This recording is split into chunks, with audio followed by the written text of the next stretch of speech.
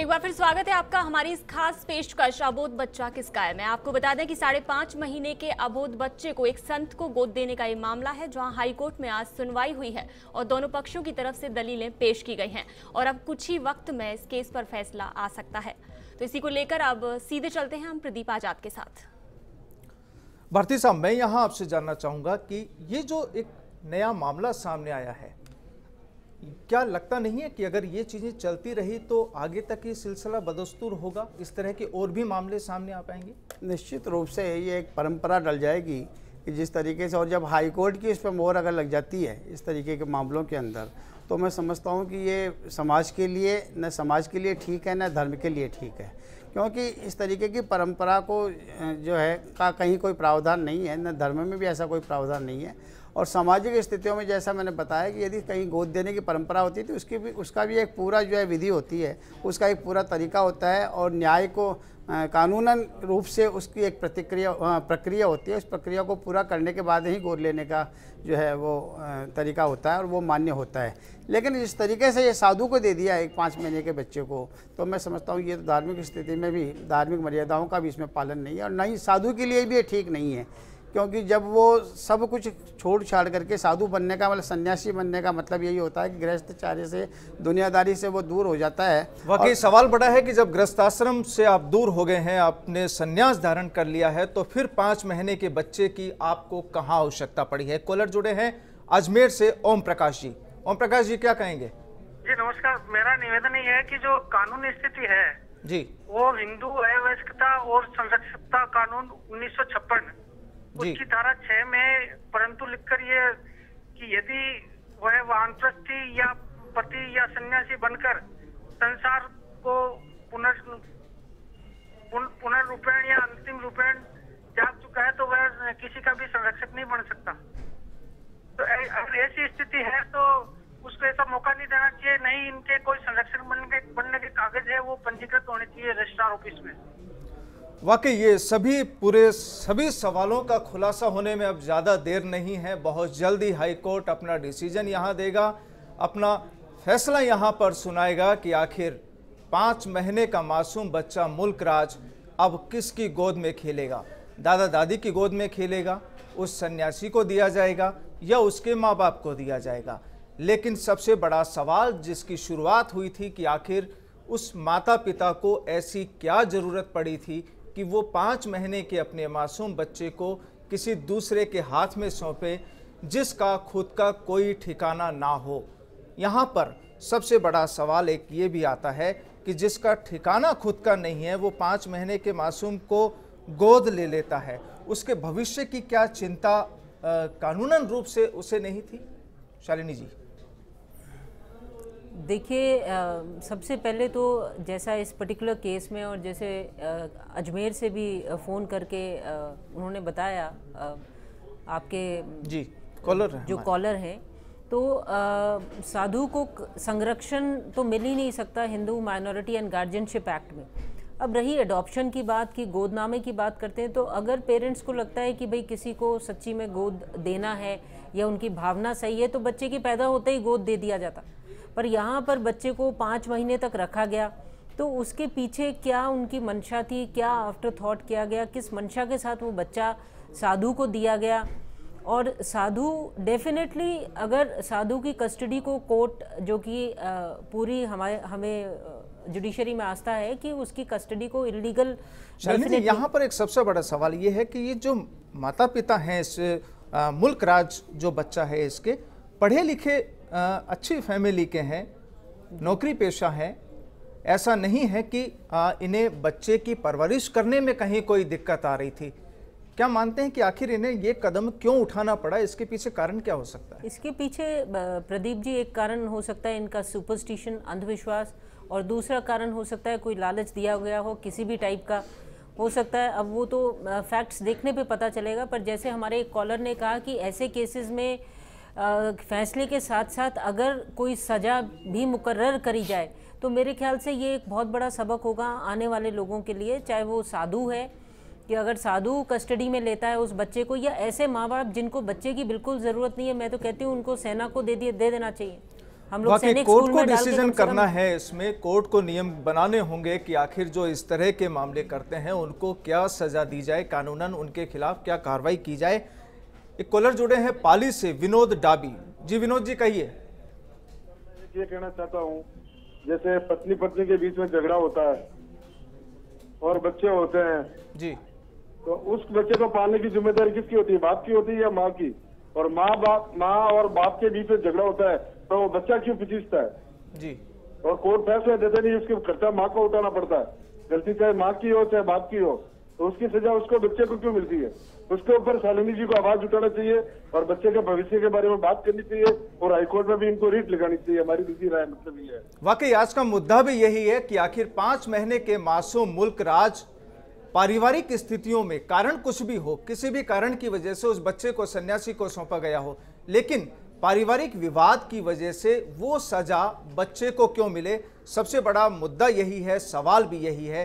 क्योंकि आज अगर कोर्ट अपना डिसीजन जो भी देती है, अगर वो दादा दादी की गोद में मुल्क राज को सौंपती है तो माँ बाप अपनी जगह हैं, दादा दादी उसको पूरा नहीं कर पाएंगे, ये भी सही बात है, दादा दादी कमी भी नहीं आने देंगे। लेकिन देखने वाली चीज़ ये है कि आखिर इस चीज़ की शुरुआत क्यों हुई। भारती साहब, यहाँ जो एक चीज़ जानकारी में आई थी कि इस परिवार के इस सन्यासी से पहले से आना जाना है, संबंध है, क्या मानते हैं कि क्या हो सकता है पूरा? देखिए, अब ये वास्तविकता का तो कहना मुश्किल है, लेकिन मैं ये मानता हूँ कि जैसा आपने कहा कि दादा दादी, तो एक हमारे कहावत है कि मूल से ब्याज ज़्यादा प्यारा होता है।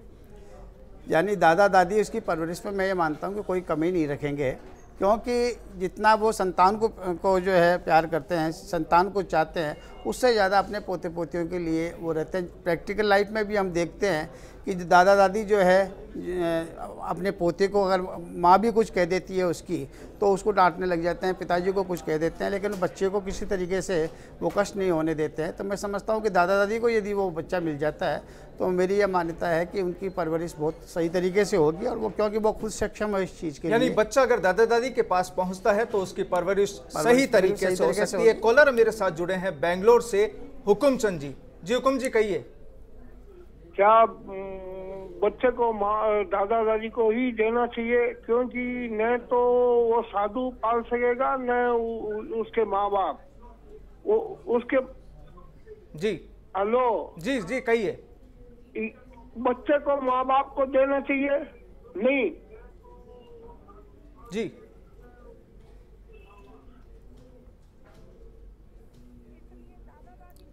हुकुम जी सुन रहे हैं आप?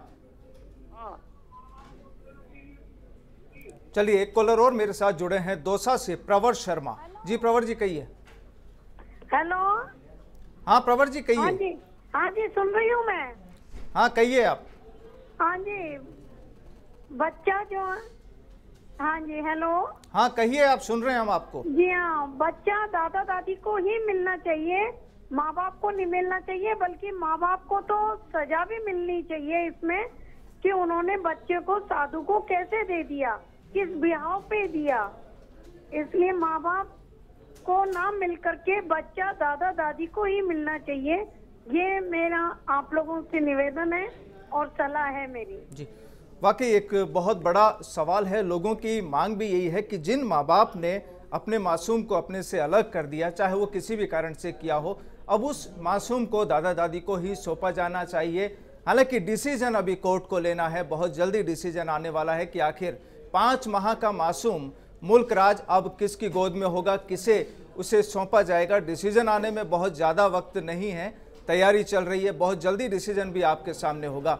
शालिनी जी, यहाँ पर एक सबसे बड़ा सवाल कि कोर्ट अपना पूरा डिसीजन यहाँ पर देती है, लेकिन अगर दादा दादी को मुल्क राज को सौंप दिया जाता है, उसके अलावा अब जिन माँ बाप ने उस बच्चे के जीवन से कहा जा सकता है कि खिलवाड़ किया है, 5 महीने का मासूम बच्चा है, कोई बहुत ज़्यादा समझदार भी वो नहीं है, कुछ भी नहीं जानता है, उन्हें क्या सज़ा हो सकती है इसमें? देखिए, कानून में तो यही, इससे बड़ी सज़ा एक माँ बाप के लिए क्या हो सकती है कि कानून की दृष्टि में वो अपने बच्चे को पालने में असक्षम है और बच्चा उनकी आंखों के सामने ही बच्चे की जो कस्टडी है वो उनके दादा दादी या नाना नानी को उनका संरक्षक बनाया जाता है। बट डेफिनेटली मानवीय दृष्टिकोण से हो सकता है कि अगर वो कोर्ट में अपनी भूल मानते हैं और किसी तरीके की क्षमा, अनकंडीशनल अपॉलॉजी कोर्ट को देते हैं, तो एक ये भी हो सकता है कि संरक्षण दादा दादी को दे के कोर्ट माँ बाप को एक तरीके का कोई विजिटिंग राइट दे। मैं आपसे ये भी जानूंगा कि आखिर क्या कारण इसमें हो सकता है, कोर्ट उस पर आगे क्या कार्रवाई कर सकती है। पाली से यशु भाई जुड़े हुए हैं हमारे साथ। जी यशु जी। हाँ भाई साहब, निवेदन ये था साहब कि ये ऐसी नौबत क्यों आई कि महाराज जी को बच्चा दे रहे हैं। आजकल महाराजों की स्थिति देखते हुए क्यों न बच्चे का डीएनए टेस्ट करा दिया जाए। जी जी जी, बड़ी विडम्बना है साहब, ये सब महात्मा लोग बड़े देश को बर्बाद कर रहे हैं। इसी संदर्भ में ये बात थी। शुक्रिया यशु भाई जी हमारे साथ जुड़ने के लिए। मनोज जी हमारे साथ जुड़े हैं आबू रोड से। जी मनोज जी। मैं तो यही कह रहा हूँ कि पता नहीं आज भारतीय संस्कृति मानवता कहाँ किस ओर जा रही है कि ऐसी स्थिति आ गई है। ये बहुत गलत हो रहा है ये जी। वो इस पर में थोड़ा वो है कि ये बच्चा जो है कम से कम अब तो दादा दादी को ही मिल जाना चाहिए। समाज और संस्कृति भारती साहब की सोच जा रही है कि 5 महीने के बच्चे को माँ बाप सौंप देते हैं, क्या कहेंगे? देखिए आज की जो स्थिति है, मैं कहूँगा पाश्चात्य संस्कृति हमारे पर हावी होती जा रही है और हमारे संस्कारों को हम लोग भूलते जा रहे हैं। अगर हमारे संस्कारों के ऊपर चले, हमारे जो शास्त्रों में 16 संस्कार बताए गए हैं, विशेष करके हिंदू धर्म के लिए ये 16 संस्कार का पालन करना जरूरी है।